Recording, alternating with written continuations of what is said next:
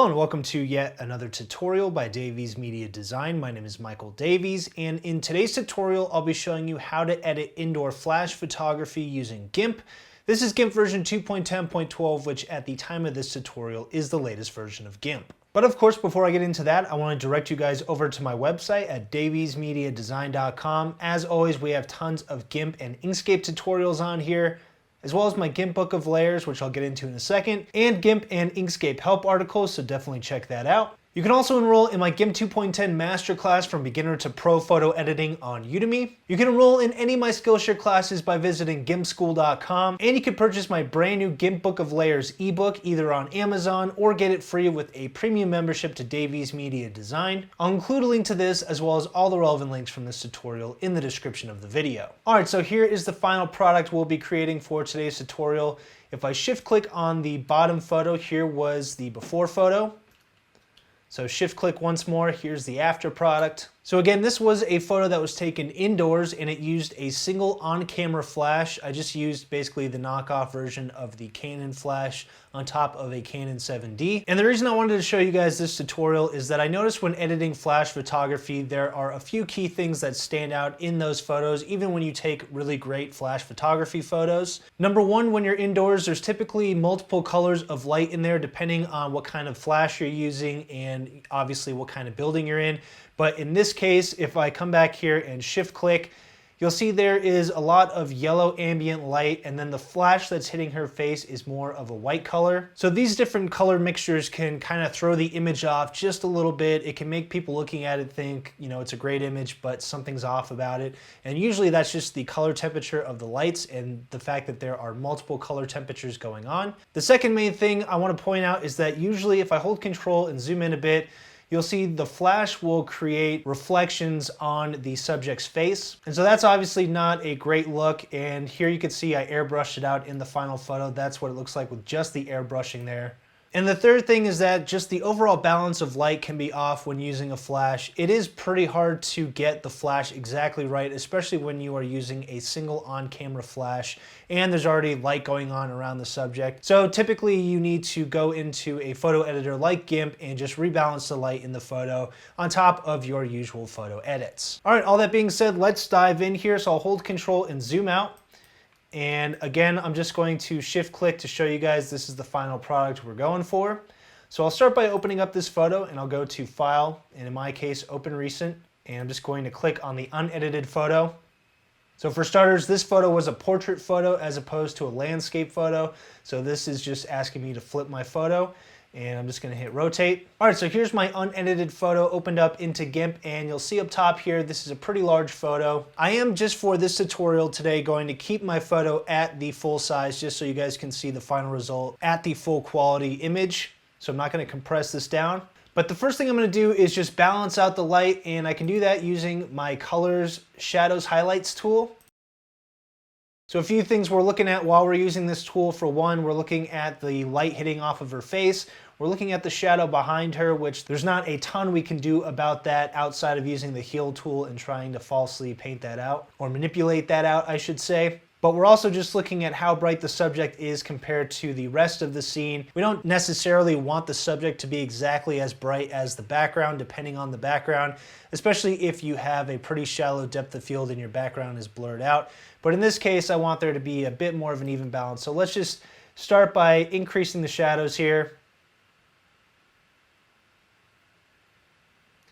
And you can see that as I do that, some of the details of the objects behind her start to come out, the details start to come out.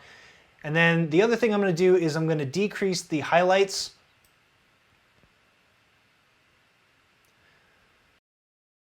So one thing I want to keep in mind when I'm decreasing the highlights, if I decrease them too much, you'll see there's some haloing going on here.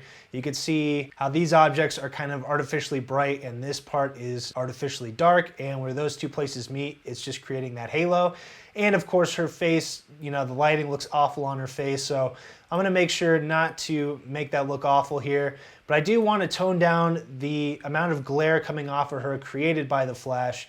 So I'm gonna try to find that nice happy medium there in between, where we get a nice balance between the shadows and the highlights here, but it's still looking natural. So here's before, here's an after. The photo is a lot more balanced here. Let me just turn the highlights up a tiny bit.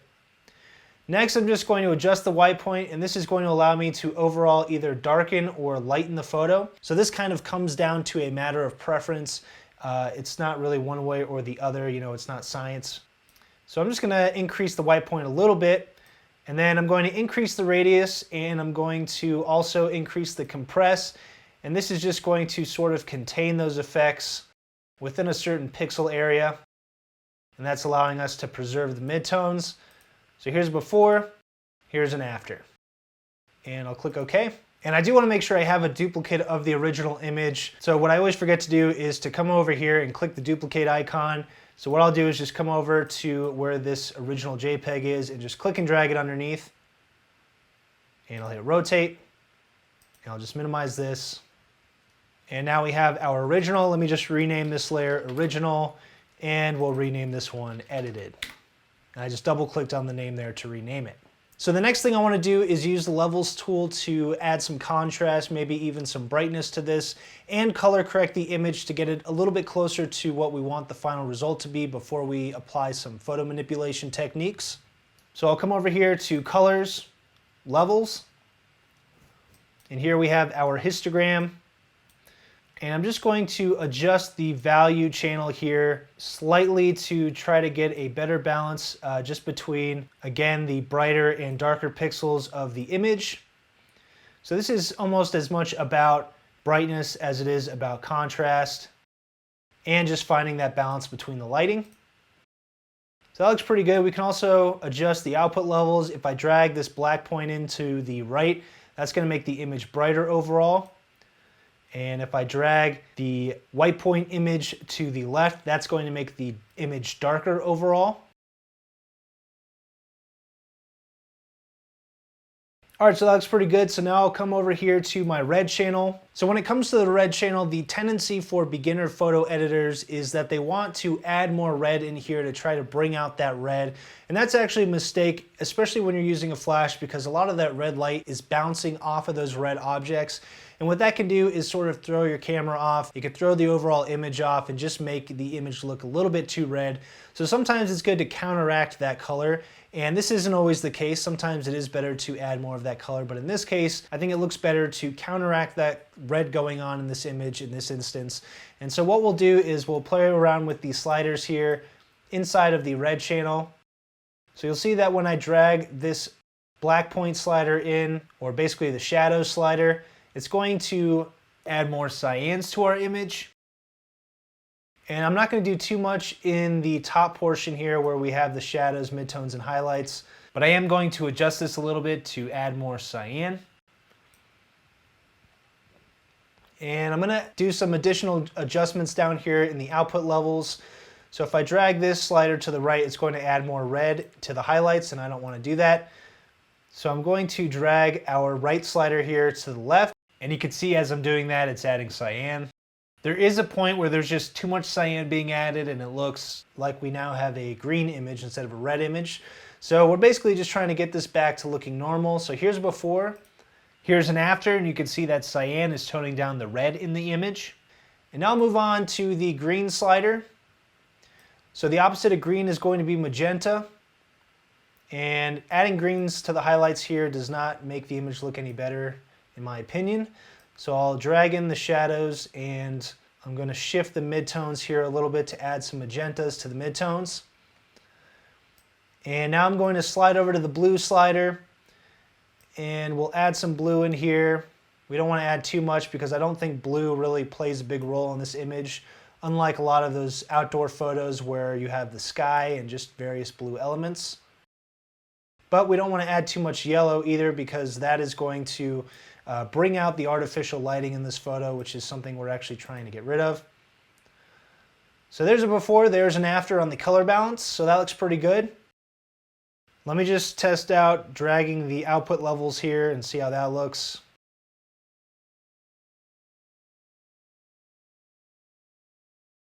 That looks pretty good here, so I'll click OK. Next, I'm going to use the hue saturation slider because there are certain colors I want to just tone down a little bit in this image. I don't want to use just the straight up saturation slider here because I don't want to turn up or down every color in the image. There's only certain colors I want to turn up or down because, as I mentioned, and as you can obviously see here for yourself, there's a lot of reds in this image. I want to keep the reds a focal point of this image, but I want to tone down some of the other colors going on because it does tend to make the image look a little bit busier than it needs to. So I'll come over here to Colors, Hue Saturation, and this is going to give us the ability to adjust the master, which is going to be all of the colors in the image, or we can click on each individual color here and turn down or up the saturation of that color. So let's start with an obvious color. Let's go with red and just see what happens here. So if I turn the saturation down for red, in this case, it's going to turn down the saturation almost for the entire image just because there is so much red going on in here. Let me just hit reset color and go to a different color. So let's go with yellow. Again, keep in mind there's a lot of yellow ambient light happening here. So what I'll do is I'll turn the saturation down of that yellow. And you can see that as we do that, two things are happening. Number one, up here, this yellow square or this yellow rectangle is losing its color. It's not nearly as bright anymore. And number two, if you look up top here, there's not nearly as much yellow going on in the ambient light. So I can turn off the preview to show you that. There's a before, there's an after. So that's helping to calm down some of that excess yellow ambient light happening in the background. I don't want to go all the way because then it looks like a black and white photo and it can just look a little bit off. Here's what it looks like turned all the way up. And another thing is that these objects back here have some yellow in them as well. So I don't want to overdo it because those objects will start to lose their color as well. So I'm just going to do it really. I'm going to turn the saturation down until I've toned down the yellow ambient light sufficiently. And now I'll move on to the green. So again, there are some objects in here that have some green. If I turn this all the way up, you can see what happens. Those objects stand out more. This is more of a personal preference because I don't think that, the green necessarily needs to be taken out of the photo. I think just to enhance the red going on in here, I will just tone down the green a little bit, just again to help the red stand out above all the other colors. Next, I'll move on to cyan. Not a lot of cyans in here. So I don't really need to make too drastic of an adjustment there to the cyans. There's blue in the carpet here, but I don't think it is a pure enough blue to really, stand out if I turn it all the way down or all the way up. You can see when I turn it all the way up, the carpeting does start to gain a little bit of vibrancy here. So I can turn the saturation of the blues up a little bit. And then the magenta, same thing. There's not a whole lot of magenta going on in here. So really turning it up all the way or turning it down all the way isn't really going to do much. I don't recommend turning it up or down really ever just because there could be some small pixels that contain this color that you can't see unless you're zoomed in very far. So by turning it all the way up or all the way down, you can be drastically affecting small portions of pixels in the image, and that's not something you probably want to do. So in this case, I'll hit reset color and I'm just going to keep magenta where it's at. So here's a before. Here's an after. And I'll come back up here to red since we did reset that color earlier. And now that we've toned down some of the other colors, we can see what we want to do here with the red. So if I turn it up, that to me just looks too artificial. I don't like it. But if I turn it down too much, there's also red in her skin. And so it's taking the color out of her skin, out of her complexion there. I don't mind desaturating her complexion a little bit, but I don't want to overdo it. I can also adjust the lightness slider to brighten up the red a little bit. So it's just making it a little bit lighter. And that's helping it stand out. So here's before, here's an after. And let me just turn the lightness down a bit there. That looks pretty good, so I'll click OK. Next, I'll come over to Colors, Brightness, Contrast. And this is just going to be a quick way to add some contrast to this photo. And I'm just going to turn the brightness up a little bit, and then I'll increase the contrast here. So there's a before, there is an after. And I'll click OK. You can also, of course, use the curves tool to increase contrast. I'm going to skip the curves tool just to save time since it's not really the predominant portion of this tutorial. Next, I'm going to come over and duplicate my image, and I just want to sharpen this a bit. So I'm going to rename this High Pass and hit the Enter key. And then I'll come over here to Filters, Enhance, high pass. And of course, what the high pass filter is doing, as I've covered in multiple tutorials, is it's going to enhance the edges of objects in your image. And that is going to allow you to increase the sharpness of the image, or at least increase the appearance that the image is sharper. So I'll hold Control and zoom in with my mouse wheel. And I did this earlier, so I know that I like this at 2.5 for this image for the standard deviation. And I like the contrast turned up a little bit there to 1.25. And I'll click OK. So now I'm going to, with the high pass layer selected here, change the mode to grain merge and hold Control and zoom out. So shift click, here's what we're looking at as the before photo. Shift click, here's where we're at so far. Next, I want to use my airbrush tool to airbrush out some of the glare that's happening on her face from the flash that I used. So hold Control and zoom in. So you can see there are a few spots here in particular, so right here around the forehead and then on the cheeks as well, and the chin and the tip of the nose. So I'll come over and create a new layer, and I'll just name this airbrush. And I'm going to keep the mode set to normal and everything else set the same, and I'll click OK. And I'm just going to click and drag the airbrush layer below the high pass layer. And now I'll come over and grab my airbrush tool from my toolbox. And I'm going to make sure the force is turned up a decent amount, but not too much here, so about 50. And you can also adjust the rate and the flow as you go if you're not happy with how much color is coming out. And I'm going to increase the size of this. So this is the size of the brush. I have a fairly soft brush set up here. So right now this just says untitled, but it's a 025 hardness brush, so here it is. So nice soft brush, and I'm going to increase the size of this a little bit more. When I hold the Control key, I can click and grab a nearby color. And then I'm just going to paint on this airbrush layer directly. So basically this is performing a sample merged task here. It's sampling from all of the colors on all the layers below the current layer that I'm on. So that's why we don't need to airbrush on the same layer. And I'm just holding Control and grabbing new source areas and then just painting with my airbrush tool around the image. And right now, actually, I think my force is turned up a bit too much. So I'm going to hit Control Z and back up a bit and just turn the force down to about 40. And the force is basically just determining how much color is coming out of this airbrush tool while I'm painting. So I'll do the same thing. I'm just going to, let me hit Control Z. I should probably turn down the rate as well a little bit. So just grab new source areas and paint over the areas that have glare. I'll hit Control Z. I want to make sure that I'm also following the natural contours of her face as I'm doing this. And if it's still coming out too thick, I can just turn this down a bit. And let me also increase my brush using the right bracket on my keyboard. Control Z. I'm going to decrease the size of my brush using the left bracket.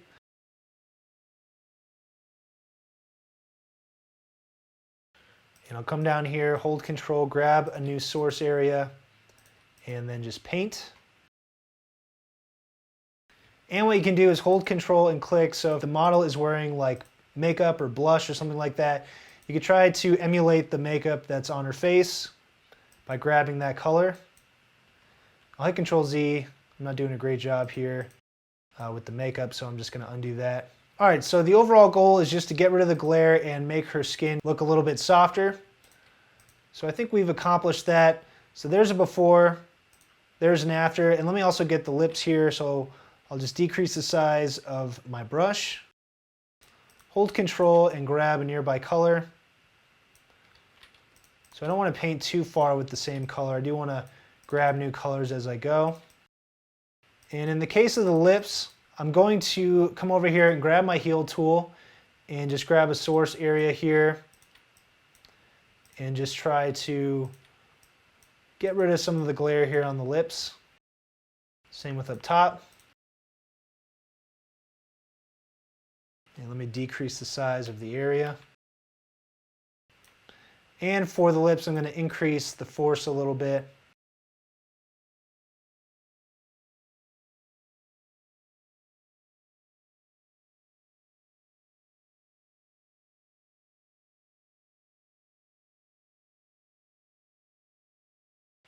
All right, so hold Control and zoom out.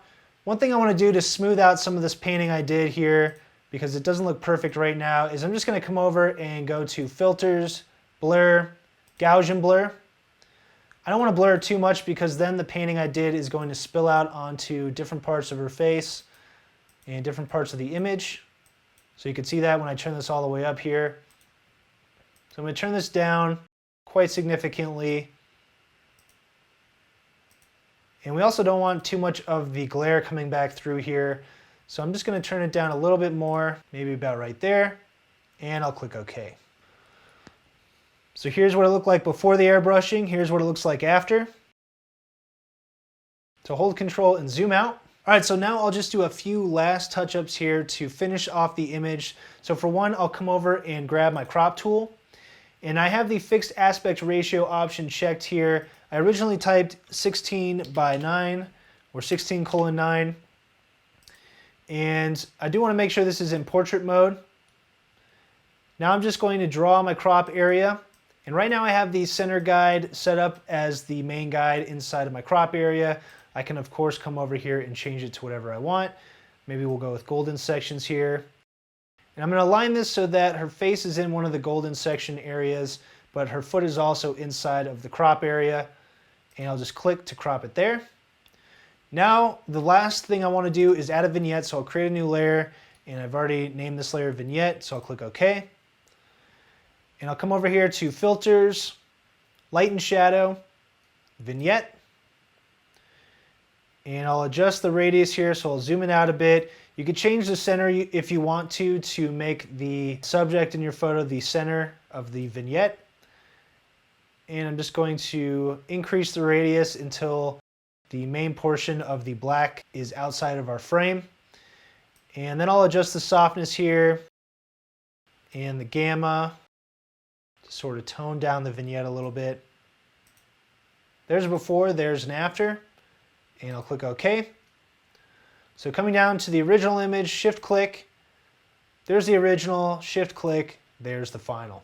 All right, so that's it for this tutorial. Hopefully you liked it. If you did, you could subscribe to my YouTube channel at youtube.com/daviesmediadesign. Don't forget to click the bell icon to be notified every time I have a brand new tutorial up. You can also check out any of the links in the description of the video to all of my resources. But thanks for watching, and I'll see you next time.